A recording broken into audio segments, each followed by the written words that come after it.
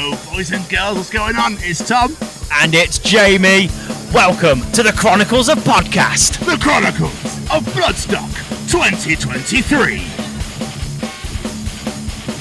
Hey, I'm Lucas. I play guitar in InVisions. And I'm Ben, and I am singer, shouty man, dream maker, and wizard. All around tall boy. All around tall. Yeah.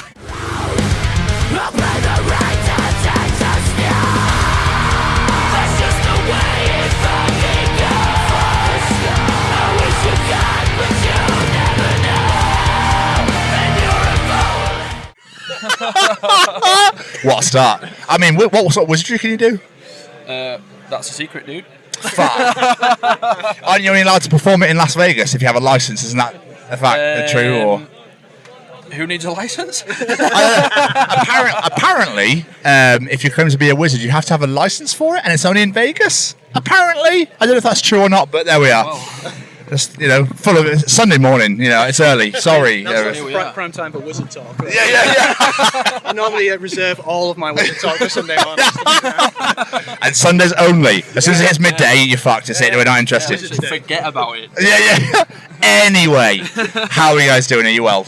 Yes, absolutely awesome. Thank you very much. Yeah? Fantastic, yeah. It's great to be here. It's now actually warming up as well, so I'm melting my ass off. Yeah, really regretting the windbreaker. Yeah. Really regretting. A t-shirt, a hoodie, a jacket, Dude. Yeah, you're really wrapped up, mate. That's an error. It hurts.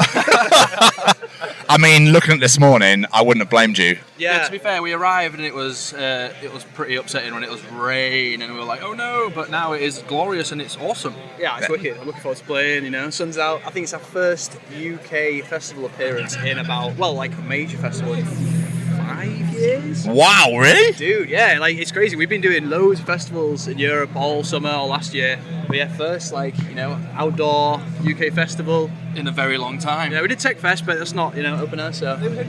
No, that's actually nuts. It must be on home soil for once doing a festival, though. Yeah. Oh, yeah, absolutely. Yeah. 2 hours away from home. This is... Oh, beauty. Absolute beauty. We don't have to drive for 3 days. Yeah.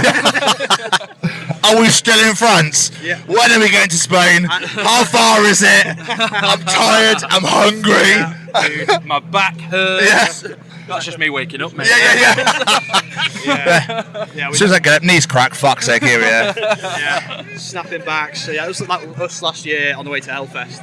It was 40 degrees, just sat in the non-air That isn't condition. even exaggerated. It was so hot. Yeah, it was wild. It was so hot. We were walking from the backstage to the van, about a 5-minute walk, and Al was he nearly threw up. It was that hot. No way. Dude, it was a warm one. Yeah. But it was awesome regardless. But yeah.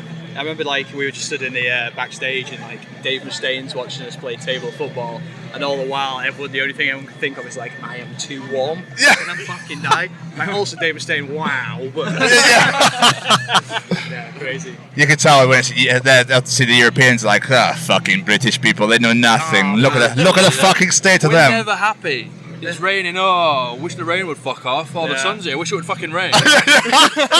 So true. You should meet our front of house, Benji. He's from Scotland, and he cannot handle the heat, man. He just cries. It's 2 degrees above normal temperature, and he's just ah! For fuck's sake! This is fucking disgusting. Literally. Are you our front of house? Benji?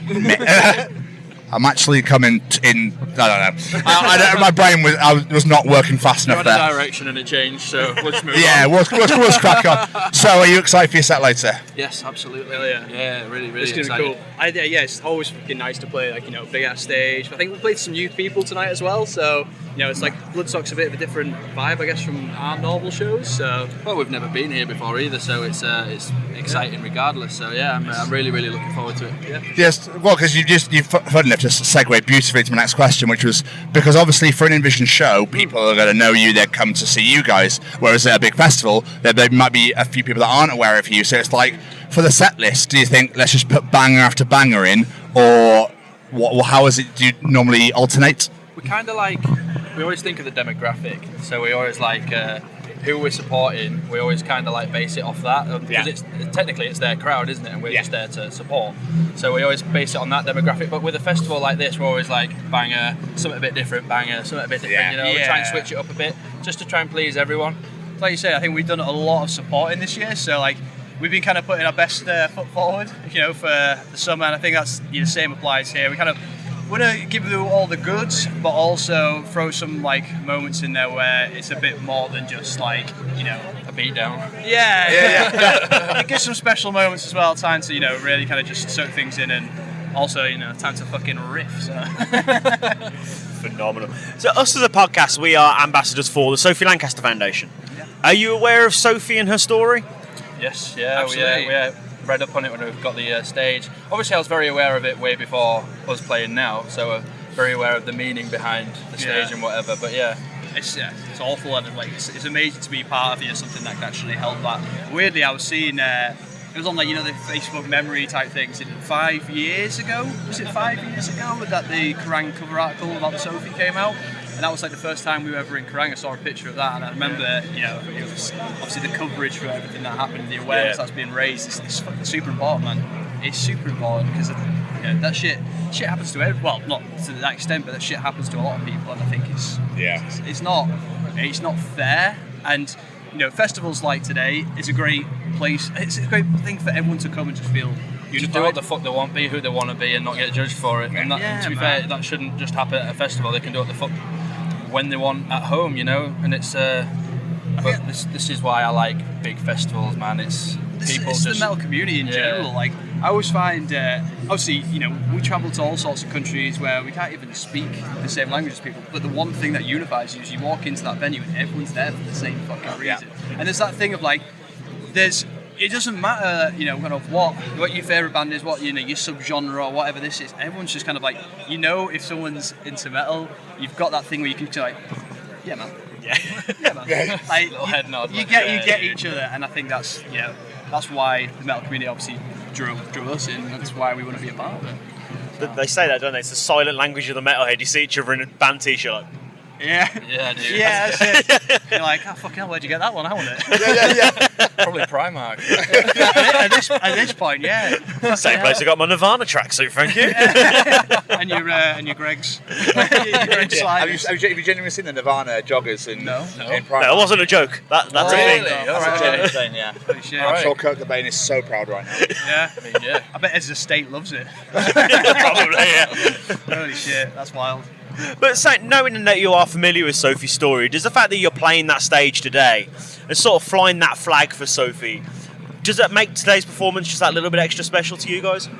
When it's got more, playing a show for us is always we always love it. But when there's a stage with a meaning like it is, it just adds a little more to it, doesn't it? It's there's definitely like a bit of an emotional moment in our set anyway, and particularly for you. And I think that particular song, you know, can resonate in the same situation here. So, you know, I'm interested to play that, kind of see how that kind of feels in this different situation. I mean, I'm not going to say too much. You'll see more of the show today, but it's definitely, there's a bit more of a weight and an importance to that. I think, and a sense of pride. Yeah, man. To help bring out some more, like, I don't know what I'm trying to say there, but yeah. I think what you're trying to say is yes. Run with it, it's all good. Yeah, I can't run, dude, I'll be knackered. Shit.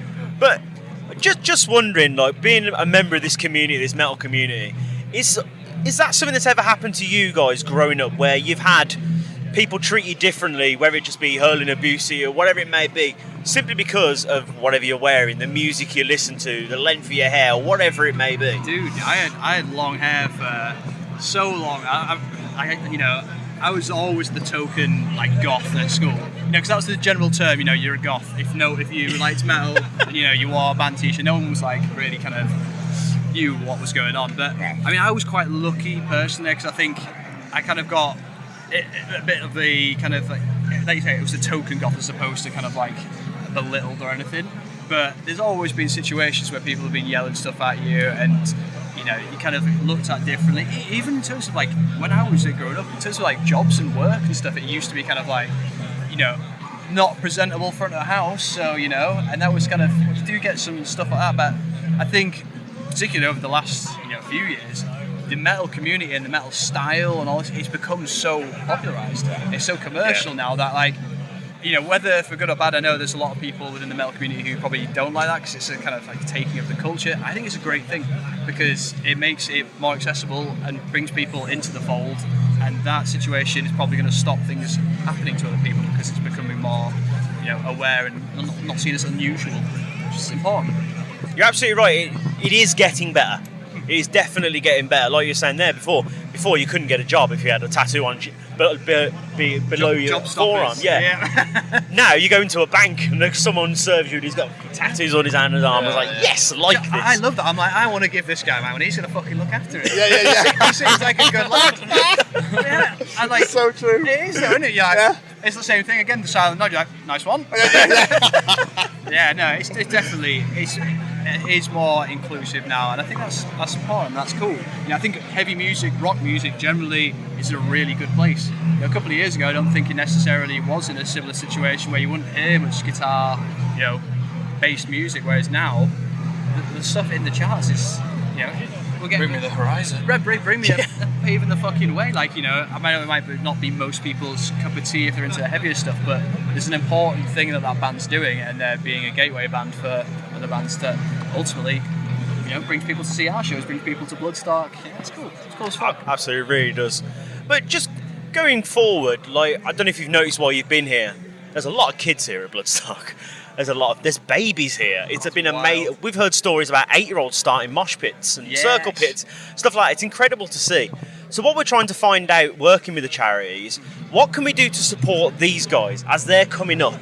If they get treated the way we did, what sort of things can we offer them to make sure they don't have to go through what Sophie went through? If it's something that may have helped you when you were going younger, what sort of thing could you think that might be? Well, for me, I guess I'm just quite a fortunate guy, as in, like, I'm so laid back, I don't let things bother me whatsoever. Yeah. But it's hard to teach people that, isn't it? Because words can damage people in different ways, but I'm just so, like, blasé to it, if you will. I'm just like, cool, that's your opinion, fuck off, I don't care. Yeah.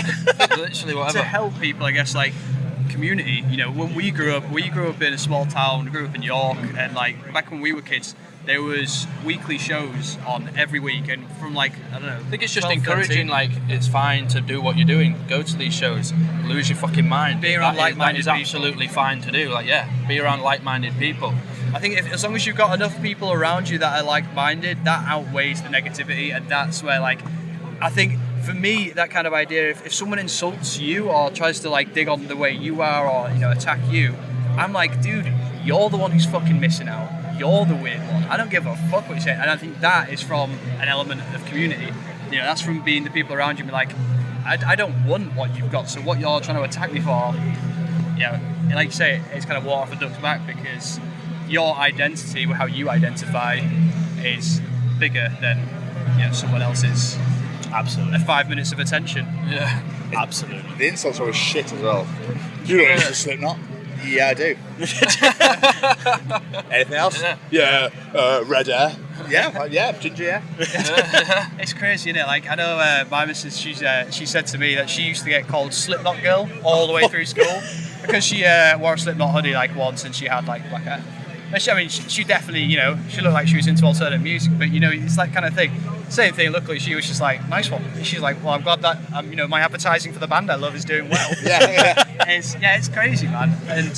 But I think now, arguably, people would try and insult you, and they'd probably be wearing, like you say, a Nirvana t-shirt themselves. It's like, you can't do it. It's ridiculous. But taking it back to you guys have had one hell of a summer. You've been supporting some incredible bands out there, Spirit Box, Motionless in White, Asking Alexandra. How has it been for you just coming up to now? So we always have this, like, we need to pinch ourselves moment, because we still have, like, the when we go to these shows, we have the imposter syndrome feeling where we're like, we do not belong here. But you do. But it's like, thank you very much. I appreciate that, man. Thank you. No, but we're like, obviously, when we get them, we're like, right, we need to, these crowds are going to be big, they're going to be up for it, we need to show, like, what we've got, and we just absolutely love it every single time. Yeah, man. It's crazy. Like, we were super lucky. Like, last year, we obviously did a couple of shows for Spirit Box, and then they did a few more shows this year, and they actually, like, reached out to us and said, do you guys want to do some more shows again? And we're like, Yes. Are you kidding me? We Like, are you do. are you kidding? Like this, we're a tiny little band, and this this mammoth that is Spirit Box is like coming to us, and everyone that we've played with have been absolutely great, super supportive of us as well. And I think that was the you walk into some of these venues. We did the first big show we did last summer was with Ice Nine Kills and Spirit Box. That was the first show that we did, and I remember walking in like, why the fuck are we here? I could feel my heart going. Like I was like, what the fuck? But we take a lot from it. We learn a lot from it. We're always looking to better ourselves as musicians with our equipment, gear, and whatever, our live show, and we're just always looking to learn. And if it's anything, it's good to learn off those guys. Yeah. Well, yeah, there's good people to learn from, to be fair. Hell yeah. God, yeah, absolutely. Yeah. It turns out everyone's just a secret nerd as well, so it's great. You just get to nerd out with some of your favourite humans. So it's amazing. Absolutely amazing. So, Deadlock came out just over a year ago now. Yeah. What's the future looking like for the band? Is this new stuff on the way? What's happening? We've got a couple of new songs this year. Not saying when, because I don't know. And then we'll continue writing into next year for hopefully LP4. Yeah, for sure. Got a couple of things in the pipeline that we're just waiting on. But yeah, it's looking bright, to say the least. It's bigger, crazier, and wilder. Like, everything for us, we've always got. We're in constant competition with ourselves. It's a horrible and amazing place to be in at the same time, because nothing's ever good enough. So you do one thing, and you're like, right, well, the next thing we've got to do has got to be bigger, it's got to be better, everything's got to be like times 10. Yeah. So at the moment, we've got some pretty cool stuff in like the pipeline, and I'm very, very excited to start kind of sharing. Super excited. It has been a little while since we released music, so you can be sure that it's going to come back with a big old bang. Yeah. Amazing. Phenomenal. Gents, go tear out that stage later today. All the best. Thank you so much for sitting and chatting with us. No, thank you very much, guys. Really Thank you appreciate very much. it. Pleasure. Cheers. Thank you.